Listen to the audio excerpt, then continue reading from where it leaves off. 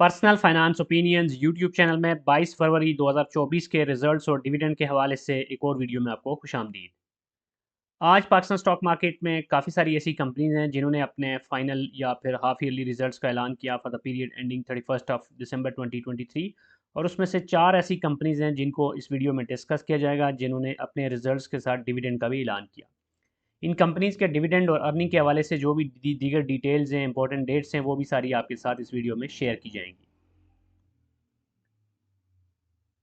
इस लिस्ट में जो पहली कंपनी है वो निशात ग्रुप की एक बड़ी मशहूर और मारूफ कंपनी है पावर सेक्टर में से, और डिविडेंड इन्वेस्टर्स के लिए अक्सर ये एक अट्रैक्टिव ऑप्शन होता है, निशात पावर लिमिटेड एनपीएल।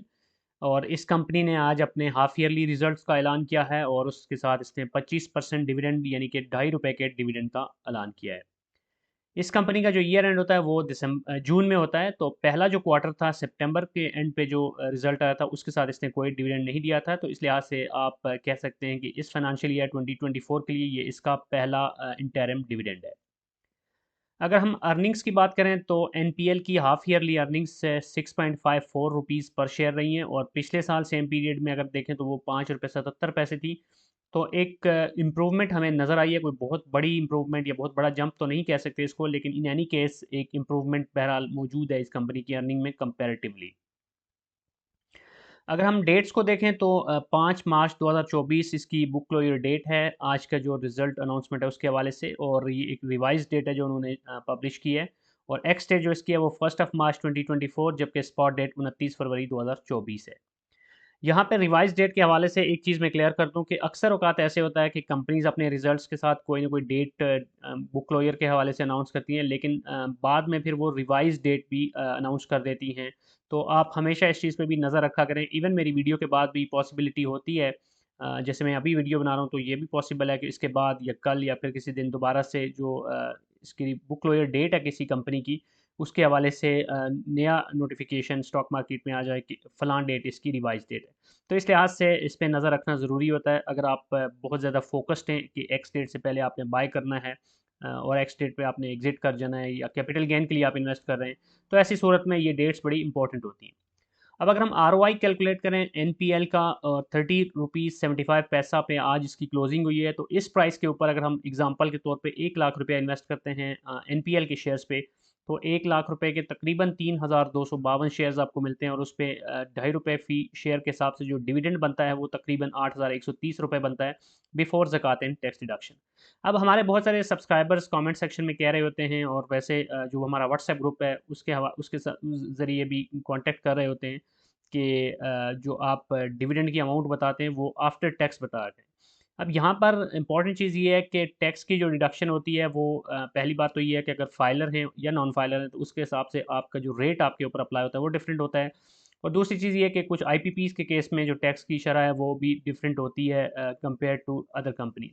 तो ऐसी सूरत हाल में अब इंडिविजुअल केसेस को डिस्कस करना यहाँ पे पॉसिबल नहीं होता। इसलिए मैं बिफोर ज़कात and tax deduction price amount बता देता हूँ, तो थोड़ा-सा आप खुद भी एफ़र्ट कर सकते हैं कि आप कैलकुलेट कर सकते हैं कि अगर आप फाइलर हैं तो आपको इसमें से कितना टैक्स कटेगा, नॉन फाइलर हैं तो कितना कटेगा। तो वो एक आपको आइडिया मिल सकता है। तो पर्पज़ भी इसका ये होता है कि आपको एक रफ़ आइडिया बताया जा सके कि लाख रुपए के इन्वेस्टमेंट पे कितना बनता है। अब इसका ये एग्ज़ैक्टली मतलब नहीं होता कि बिल्कुल एग्ज़ैक्ट डिट्टो आपको यही अमाउंट मिलेगी। अमाउंट में अप्स एंड डाउन्स हो सकते हैं डिपेंडिंग ऑन के जैसे अभी मैं बता रहा हूँ कि ₹30.75 इसकी ट्रेडिंग प्राइस है।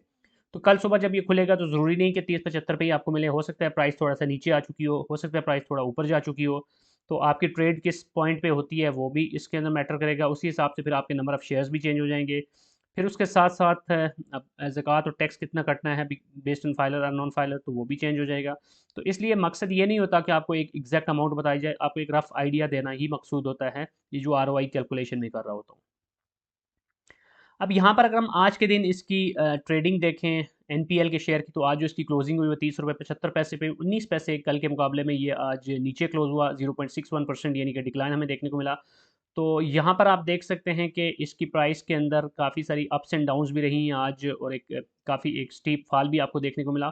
₹31.50 तक मैक्सिमम गया और जो लोएस्ट रहा वो ₹29 रहा। बहरहाल जो इसका रिज़ल्ट अनाउंस हुआ उसके बाद कोई मिला-जुला सा रुझान रहा, इन्वेस्टर्स ने इसको कोई बहुत ज़्यादा एक्स्ट्राऑर्डिनरी भी नहीं लिया, और इतना कोई इसकी वजह से कोई बहुत बड़ा डिक्लाइन भी नहीं आया। तकरीबन वो एक स्टेडी सी सिचुएशन हमें देखने को मिली इसके शेयर्स की प्राइस के अंदर आज के दिन। और 52 वीक्स की अगर आप रेंज देखें तो 15 रुपये 93 पैसे और 34 रुपये 40 पैसे, तो एक काफ़ी वेरिएंस आपको यहाँ पे नज़र आ रही है।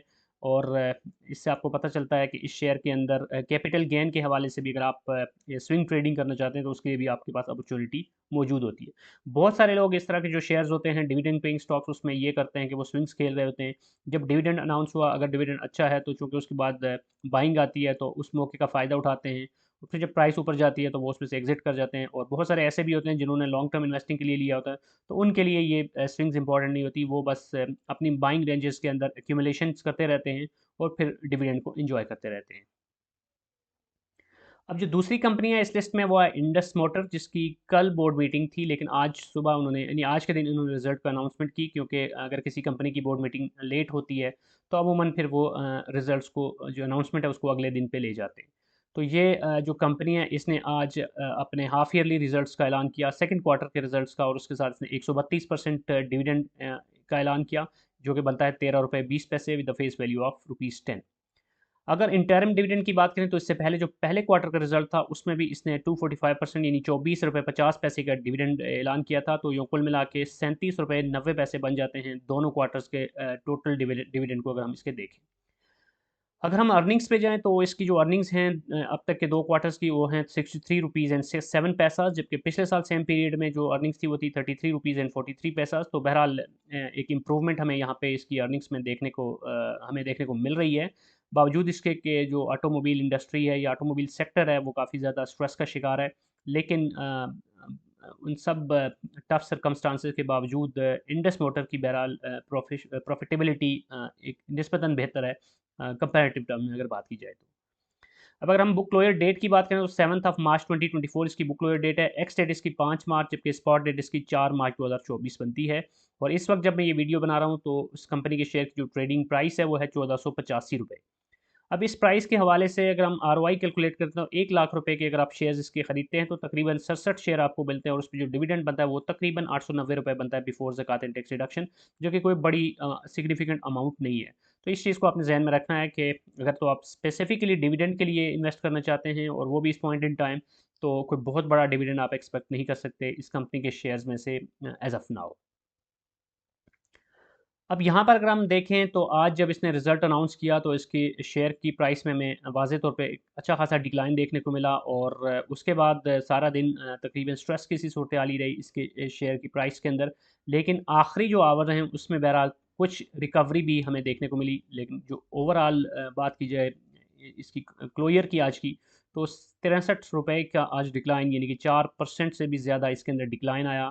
तो इससे हमें पता चलता है कि जो आज का रिज़ल्ट है इसका वो कोई इतना ज़्यादा हौसला अफ़ज़ा नहीं रहा इन्वेस्टर्स की नज़र में। अगर आज के दिन की रेंज देखें तो 1431 रुपये 97 पैसे और 1524 रुपये 95 पैसे के बीच में इसकी ट्रेडिंग होती रही, जबकि 52 वीक्स की रेंज देखें तो 834 रुपये और 1559 रुपये के बीच में ये हॉवर अराउंड करता रहा। काफ़ी ज़्यादा वेरिएंस इसके अंदर आपको नज़र आ रही है।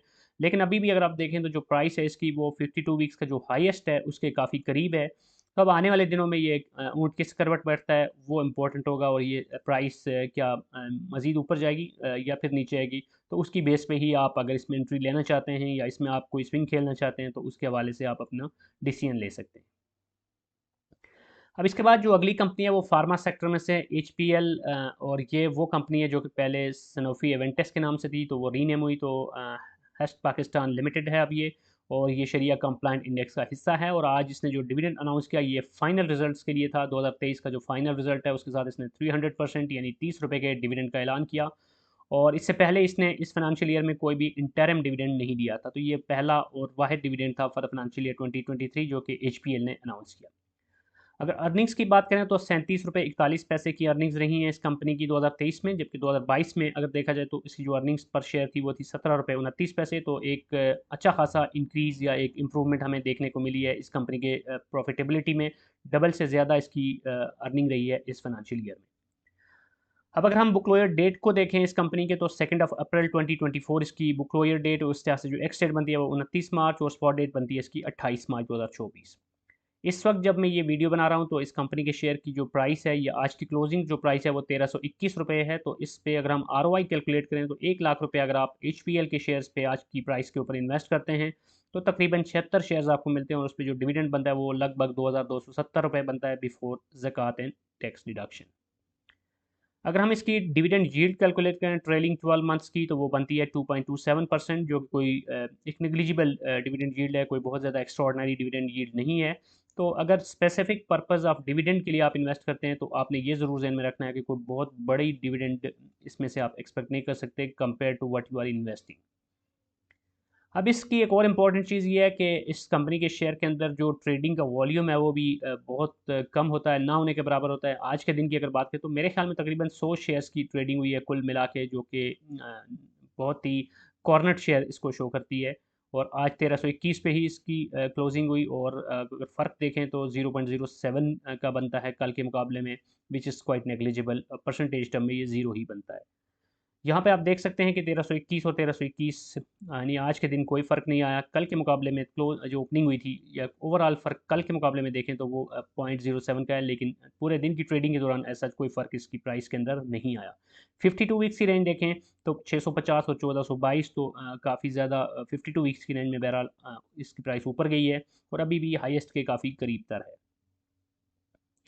अब इसके बाद जो अगली कंपनी है जिसने बड़ा अच्छा रिजल्ट दिया है वो है जुबली लाइफ इंश्योरेंस, और इसने आज अपने फाइनल रिजल्ट्स का ऐलान किया फॉर फाइनेंशियल ईयर 2023, जिसके साथ इसने 100% यानी 10 रुपये के डिविडेंड का ऐलान किया।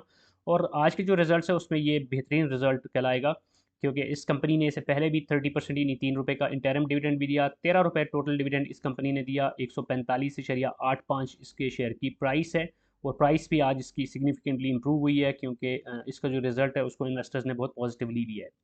अर्निंग्स अगर देखें तो इस साल 2023 में इसकी जो अर्निंग्स रही हैं वो 22 रुपये 98 पैसे, जबकि पिछले साल इन 2022 में जो इसकी ईपीएस थी वो थी 20 रुपये 65 पैसे। तो अर्निंग्स के अंदर भी इसके इन्वेस्ट इंप्रूवमेंट हमें देखने को मिली। इसने अपने रिजल्ट के साथ कुछ दीगर इन्फॉर्मेशन भी शेयर की है, जिसमें ये HBL के शेयर्स के अंदर एक सिग्निफिकेंट इन्वेस्टमेंट के हवाले से भी इन्होंने मेंशन किया है कि वो इरादा रखते हैं। तो ओवरऑल कंपनी फॉरवर्ड लुकिंग है और अच्छी परफॉर्मेंस का मुजाहरा कर रही है। अगर हम इसकी डेट्स देखें तो बुक क्लियर डेट इसकी अभी काफ़ी दूर है, 20 अप्रैल 2024, एक्स डेट इसकी 18 अप्रैल, और स्पॉट डेट इसकी बनती है 17 अप्रैल 2024। 145 रुपये 85 पैसे करंट प्राइस है। तो इस पर अगर हम ROI कैलकुलेट करें तो 1 लाख रुपए के शेयर्स अगर आप JL ICL के लेते हैं तो उसके तकरीबन 686 शेयर्स आपको मिलते हैं, और उस पर जो डिविडेंड आपका बनता है वो लगभग 6860 रुपये बनता है बिफोर ज़कात एंड टैक्स डिडक्शन। अब अगर डिविडेंड यील्ड देखें तो इसकी 8.91% बनती है, जो कि एक सिग्निफिकेंट डिविडेंड यील्ड है, आल्दो कि कोई बहुत एक्स्ट्रॉर्डनरी भी नहीं है, क्योंकि 15% से ऊपर हो तो मैं उसको मैं अच्छी डिविडेंड यील्ड कंसीडर करता हूँ। 20% से ऊपर हो तो बहुत अच्छी एक्स्ट्रॉर्डनरी कहलाएगी करंट सर्कमस्टांसिस के अंदर पाकिस्तान स्टॉक मार्केट के। लेकिन 10 से अगर नीचे है तो वो कोई बहुत अच्छी डिविडेंड यील्ड नहीं होगी बहरहाल।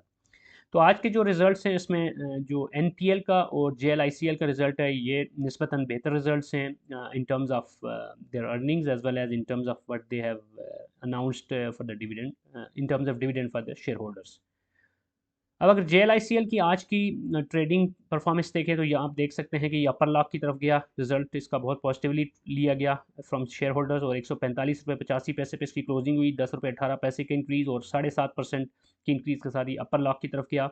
और आप देख सकते हैं कि आज के दिन में 138 और 145 रुपये 85 पैसे तक के बीच में इसकी ट्रेडिंग होती रही, और इसकी जो क्लोजिंग है वो बहुत ही पॉजिटिव है। 52 वीक्स में देखें तो 86 रुपये और 173 के बीच में इसकी ट्रेडिंग होती रही, तो अभी भी जो 52 वीक्स की हाई है उसके करीब है, आल्दो के बिल्कुल 52 वीक्स के हाईएस्ट के करीब तो नहीं है, लेकिन बहरहाल लोअर अगर बात की जाए तो वो काफ़ी नीचे 86 थी। तो 173 का जो नंबर है वो इसका हाईएस्ट रहा इस 52 हफ्ते का।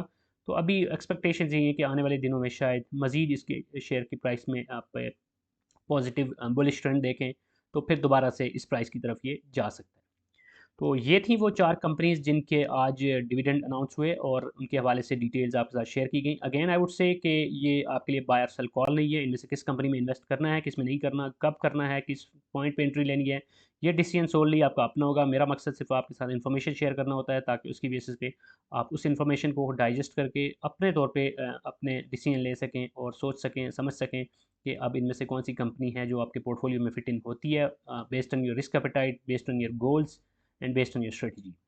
और साथ-साथ ये भी इम्पॉर्टेंट है कि सिर्फ़ डिविडेंड के नंबर्स को ही देख के आप किसी कंपनी में इन्वेस्टमेंट का डिसीजन ना लें, बल्कि बाकी जो फंडामेंटल्स होते हैं कंपनी के, उसके ग्रोथ प्रॉस्पेक्ट्स जो होते हैं, उसका बिज़नेस प्लान और उसकी जो मैनेजमेंट है, उसकी जो बोर्ड मीटिंग्स के बाद जो इनकी डिटेल्ड रिपोर्ट्स आती हैं, उनको ज़रूर पढ़ा करें। उससे आपको बहुत ज़्यादा अंडरस्टैंडिंग होती है कंपनीज़ की, कंपनी किधर जा रही है, इसके प्लान्स क्या हैं, इनकी ग्रोथ के हवाले से और एक्सपेंशन के हवाले से क्या प्लान्स हैं, इसके जो फिर साथ-साथ कंपेटिटर्स इसके किस तरह की परफॉर्मेंस का मुज़ाहरा कर रहे हैं। तो बहुत सारी चीज़ें होती हैं फंडामेंटल्स की साइड पे भी और टेक्निकल साइड पे भी, जिनको देखना ज़रूरी होता है और फिर ही आप बेहतर डिसीजन ले सकते हैं।